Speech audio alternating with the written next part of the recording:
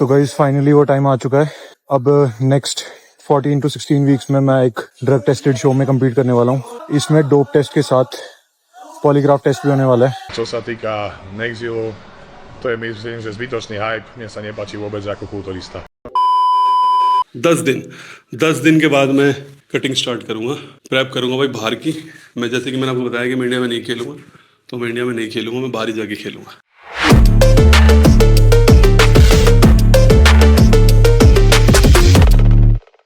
Alright, so hello Insiders, मेरा नाम है असीम और आप लोग देख रहे हो बॉडी बिल्डिंग इनसाइडर। तो गाइस नया हफ्ता और नई वीडियो बोलकर काफी अजीब लग रहा है क्योंकि मैं पहले बोला करता था नया दिन और नई वीडियो। भाई मैं बहुत सारी अपडेट्स लेकर आ चुका हूँ आप लोगों के लिए और आप लोगों को जो है ना बहुत ही मजा आने वाला है। तो फिर देर किस बात का, हम लोग इस वीडियो को ना शुरू करते हैं और बढ़ते हैं दोस्तों हम लोग अपनी सबसे पहली अपडेट के साथ। और सबसे पहली अपडेट आती है नन अदर देन हमारे IFBB प्रो वर्धान की तरफ से। और दोस्तों अपने इंस्टाग्राम पे जो है अपनी करंट फिजिक अपडेट दिखाते हैं और कह सकते हो कि ऑफिशियल फिजिक अपडेट बहुत ही टाइम के बाद, क्योंकि ये अपनी ज्यादा अपडेट्स वगैरह दिखाते नहीं है। बट इस वाली अपडेट के अंदर आप लोग देख सकते हो भाई कि ये ओवरऑल विनर थे। ये जो हमारा मुंबई का एमेच्योर ओलंपिया हुआ था उसके ये ओवरऑल मेंस फिजिक के विनर थे और इनकी प्रो शो में भी काफी अच्छी प्लेसिंग आई थी। जो हमारा मुंबई प्रो शो हुआ था इनकी 3rd रैंक आती है, यानी कि टॉप 3 के अंदर ये आ जाते हैं। तो ऑब्वियसली इनसे एक्सपेक्टेशन जो है वो ज्यादा बढ़ चुकी है ओवरऑल विनर और इतनी अच्छी प्लेसिंग ये जो है प्रो शो के अंदर लेकर आए थे। अभी दोस्तों सवाल ये कि ये कौन से प्रो शो के अंदर ये कम्पीट करते हैं और ये कब कम्पीट करते हैं। और मुंबई के बाद इनके भी रूमर्स आ रहे थे कि ये ताइवान के अंदर कम्पीट करने वाले थे, but due to visa issues ये नहीं कम्पीट कर पाए थे वहां पर। और बहुत सारे इंडियन एथलीट्स ने उस वाले शो के अंदर जो है कम्पीट करा था ताइवान में, जैसे कि लवप्रीत सिंह और सैम और मनोज पाटिल ने कम्पीट करा था। अभी दोस्तों ये है इनकी फिलहाल की कुछ करंट फिजिक अपडेट। एक्सपेक्टेशन इनसे देखो यार बहुत ही ज्यादा तो रहेगी, बिकॉज बाहर के भी जो खिलाड़ी थे जैसे कि बेनकुल मार्जनी जो कि जीते थे मुंबई प्रो शो, उन्होंने भी जो है वर्धान के बारे में भी तारीफ करी थी और बोला था कि भाई बहुत ही पोटेंशियल वाले बॉडी बिल्डर है और ये जीत सकते हैं प्रो शो, पूरी काबिलियत रखते हैं। So it's just matter of time कि ये कब कंपीट करते हैं और कौन से वाले प्रो शो के अंदर कंपीट करते हैं। दोनों अपडेट्स के लिए आप लोग स्टे ट्यून्ड रहिए। बाकी ये थी भाई कुछ करंट फिजिक अपडेट और इसी के साथ बढ़ते हैं हम लोग अपनी अगली अपडेट के साथ। और अगली अपडेट दोस्तों मैं लेकर आ चुका हूं NPC के शेड्यूल के बारे में। और अगर आप लोगों ने शेरू क्लासिक में कंपीट करना है जो एमेच्योर ओलंपिया वगैरह होता है, उससे पहले NPC में कंपीट करना पड़ता है। ये रूल है और ये वाला रूल वैसे बाहर भी लागू होता है। तो भाई मैं डेट्स लेकर आ चुका हूं NPC की कॉन्टेस्ट की। जितने भी स्टेट्स में ये वाला शो होने वाला है NPC का, उसकी डेट्स यहाँ पर आपको अपनी स्क्रीन के ऊपर दिख जाएगी। जैसे कि NPC पंजाब होने वाला है 2 से लेकर 3 मार्च को, NPC हरियाणा 9 से लेकर 10 मार्च को। तो ये डेट्स हमारी मेंशन करी हुई हैं। जो भी स्टेट के अंदर आप लोग कंपीट करना चाहते हो या फिर आपके कोई नोन में कोई कंपीट करना चाहते हो तो आप उसके साथ शेयर कर सकते हो। और बाकी ये थी दोस्तों कुछ डेट्स और शेड्यूल NPC का, आपकी स्टेट के हिसाब से आप लोग चेकआउट कर सकते हो। और इसके साथ बढ़ते हैं हम लोग अपनी अगली अपडेट के साथ। और अगली अपडेट दोस्तों आती है भुवन चौहान की तरफ से। और भुवन चौहान दोस्तों इस वाली अपडेट के अंदर अपनी करंट फिजिक अपडेट हमारे साथ शेयर करते हैं। और इस वक्त पे देखा जा सकता है कि भुवन चौहान इस टाइम पे करंटली कैसे नजर आ रहे हैं। एंड इस टाइम पे उनका रिकवरी फेज चल रहा है और क्लीन आउट फेज जिसे कहते हैं उनके हिसाब से वो उनका चल रहा है। और बाकी बाद में मेंशन करते हैं कि इनका जो है ग्रोइंग फेज भी आएगा कुछ हफ्तों के बाद। अपना ये प्रेप या ऑफ सीजन अपना ये स्टार्ट करने वाले हैं जिसके अंदर ये ग्रो करेंगे उनकी वेट लिमिट्स के हिसाब से। एंड अपनी इस अपडेट के अंदर दिखाते हैं कि इनकी चेस्ट कितनी ज़्यादा ग्रो हुई है पहले से। एंड मैं आपको पहले की इनकी वीडियो दिखाना चाहता हूँ जब ये आई बिलीव 2019 की ये वाली वीडियो, जब ये 25 साल के थे और तब से लेकर अब तक इनकी चेस्ट के अंदर कितनी इंप्रूवमेंट्स आई है, क्या साइज इन्होंने गेन करा अपनी चेस्ट वाली साइड पे, वो देखा जा सकता है।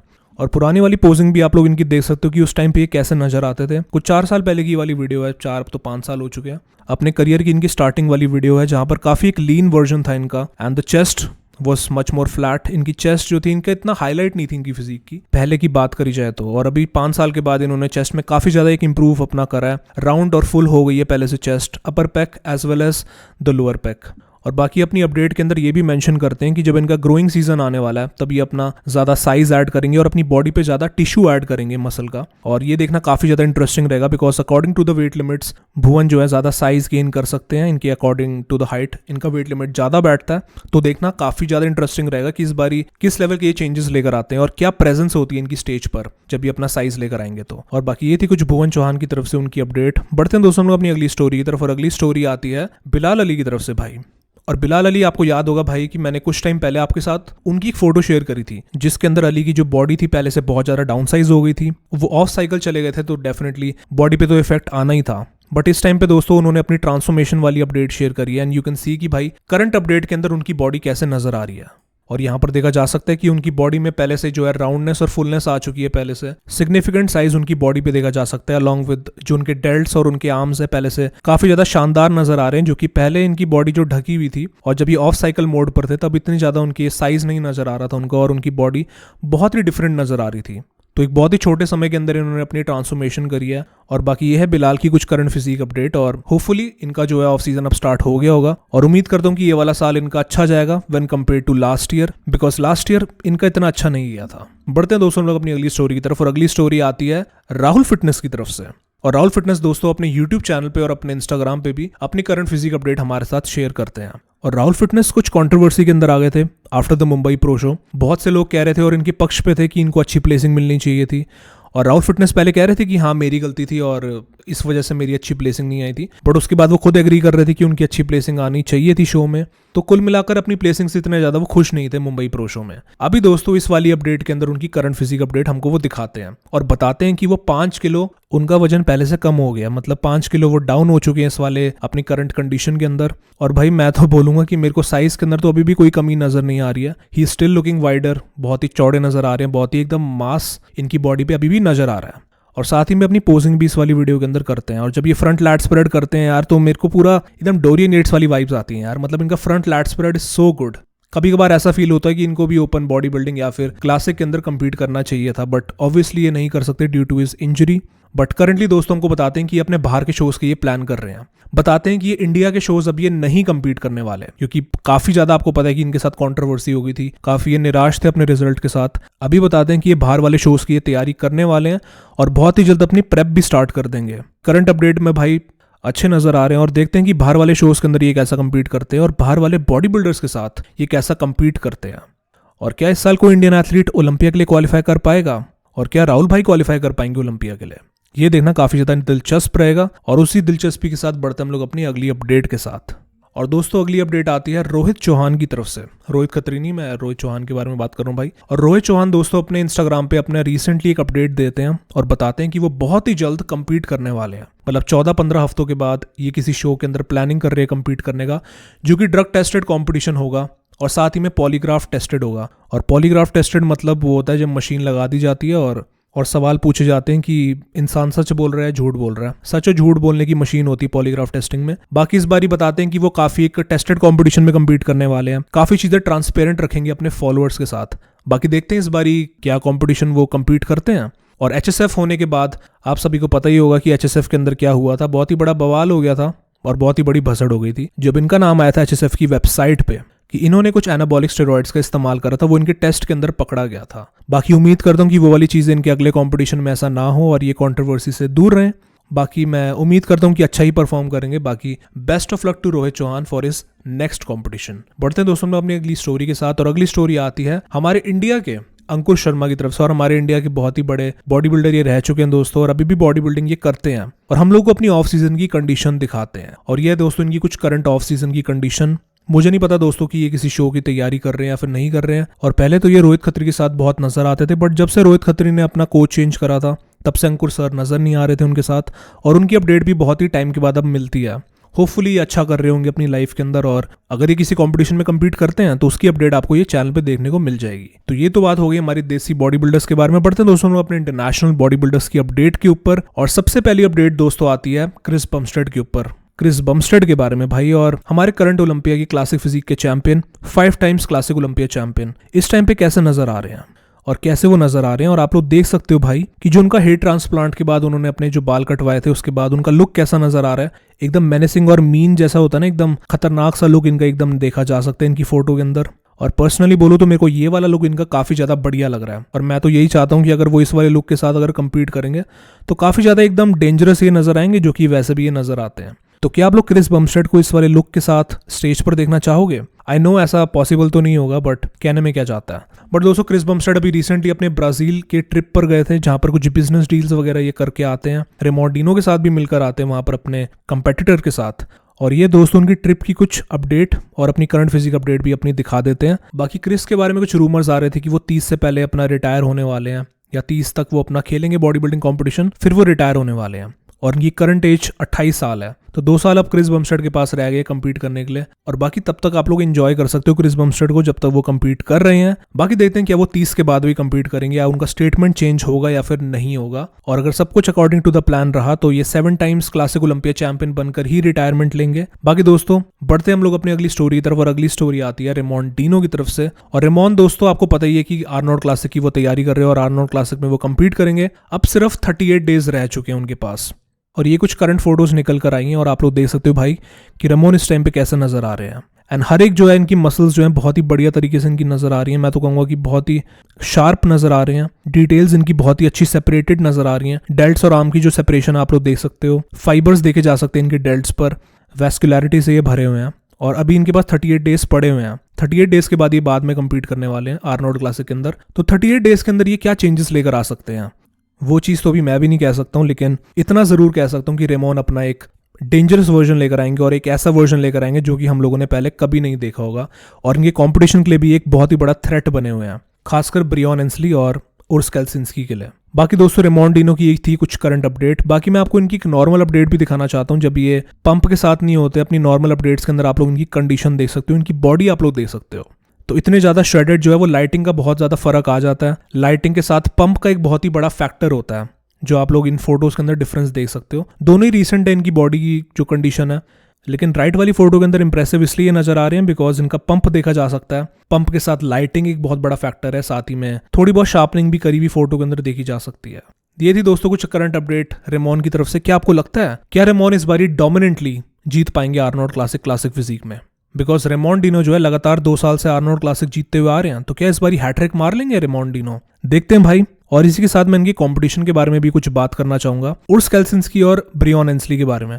और उर्स के बारे में बात करूं तो भाई कुछ अपडेट ही नहीं दे रहे हैं, कुछ रीसेंट अपडेट इनकी तरफ से देखने को नहीं मिली है, और काफी ज्यादा जो है साइलेंट नजर आ रहे हैं उर्स केल्सिंस्की द मिरेकल बेयर। तो हो सकता है कि वो एक चौंकाना चाहते हो फैंस को, या वो सीधा स्टेज पर ही हमको दिखेंगे कम्पीट करते हुए, बट कुछ भी अभी कहा नहीं जा सकता है। बहुत ही ज्यादा साइलेंट है उर्स केल्सिंस्की। तो क्या ऐसा हो सकता है कि उर्स केल्सिंस्की एकदम से स्टेज पर आकर सबको चौंका दे और बीट कर पाएंगे रेमॉन डिनो को? और अगर उर्स केल्सिंस्की अगर रेमॉन डिनो को हरा देते हैं तो बहुत ही बड़ी बात हो जाएगी। पहले तो रेमॉन की हैट्रिक रुक जाएगी और उनकी विनिंग स्ट्रीक जो है वो टूट जाएगी। तो अभी फिलहाल यार इतना ज्यादा स्पेकुलेट करने की जरूरत नहीं है, बस इतना ही बताना चाहूंगा कि उर्स काफी ज्यादा साइलेंट है, और साइलेंट के बाद वो क्या तूफान, जो कहते हैं ना कि खामोशी होती है तूफान से पहले, क्या वो तूफान लेकर आते हैं इस वाले आर्नोल्ड क्लासिक में। और इसके बाद दोस्तों मैं ब्रियॉन के बारे में भी बात करना चाहूंगा। ब्रियॉन भी आर्नोल्ड क्लासिक में खेलने वाले हैं, बट कोई रीसेंट अपडेट उनकी तरफ से भी नहीं आई है। पर एक वीडियो दोस्तों वो अपने इंस्टाग्राम पे डालते हैं, और वहां पर मैं आपको एक गौर उनकी तरफ फरमाना चाहूंगा, जहां पर कि दोस्तों ब्रियॉन ने 60 पाउंड के डंबल लिए हुए हैं। अभी देखकर लग रहा था कि वो शायद जो है शोल्डर प्रेस करेंगे उसके साथ, या फिर बाइसेप कर्ल्स करेंगे, लेकिन नहीं भाई, वो करते हैं लेटरल रेजेस। वो लेटरल रेजेस करना शुरू हो जाते हैं 60 पाउंड के डंबल के साथ, यानी कि लगभग 27 से लेकर 28 किलो का जो डंबल होता है उससे ब्रियॉन एंसली शोल्डर के लेटरल रेजेस कर रहे हैं। तो एक काफी इंप्रेसिव स्ट्रेंथ ब्रियॉन की तरफ से हम लोगों को देखने को मिलती है, और ये चीज मैं आप लोगों को दिखाना चाहता था। बाकी आर्नोल्ड के बारे में बात करूं तो अभी ब्रियॉन की तरफ से कोई मेजर अपडेट नहीं आई है आर्नोल्ड क्लासिक की। अगर आती है तो वो आपको चैनल पे देखने को मिल जाएगी। और बाकी इनका भी टॉप 3 के अंदर नाम इनका बना हुआ है, बट टॉप 3 के अंदर ये किस रैंक पर आते हैं, या फिर ये टॉप 3 के अंदर आ भी सकते हैं या फिर नहीं, वो हमको देखना पड़ेगा। बाकी दोस्तों ब्रियॉन एंसली और उर्स की अपडेट मैंने आप लोगों को बता दी है। बाकी दोस्तों मैं नेक्स्ट बात करना चाहूंगा निक वॉकर के बारे में, और निक वॉकर की एक अपडेट आ रही है कि क्या निक वॉकर आर्नोल्ड क्लासिक के अंदर कम्पीट कर सकते हैं।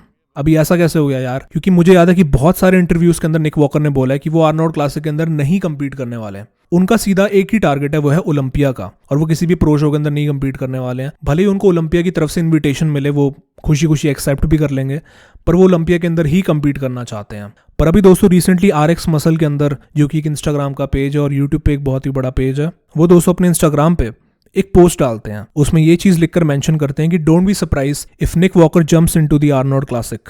और उसके बाद इस पोस्ट पे रिप्लाई करते हैं निक वॉकर, जिसके अंदर की वो लिखते हैं और रिप्लाई देते हैं I am not, I promise. तो भाई पूरी तरीके से कंफर्म हो चुका है कि निक वॉकर नहीं खेलने वाले हैं आर्नोल्ड क्लासिक, और उनकी तरफ से 100% कंफर्मेशन आ चुकी है। तो भाई कोई भी मन के अंदर मत रखना कि वो कम्पीट करेंगे। नेक्स्ट मैं बात करना चाहूंगा एंड्रयू जैट के बारे में, और अब तो यार पूरी दुनिया को मालूम चल चुका है कि एंड्रयू जैट नहीं कम्पीट करने वाले, he is out of the Arnold Classic. और ये वाली अपडेट उन्होंने अपने इंस्टाग्राम पे ही बताई थी, जहां पर कि एंड्रू जैड एक पोस्ट डालकर हम लोगों को बताते हैं कि I am pulling out of the both Arnold classics, मतलब वो आर्नोल्ड क्लासिक यूके और यूएस वाला दोनों ही नहीं compete करने वाले। I am having so many things happening at the same time from different factors and all needs my attention which makes it difficult to concentrate on this prep. I don't want to go there anything short of 100%. I just don't want to make up the numbers nor get the placings if not for the win.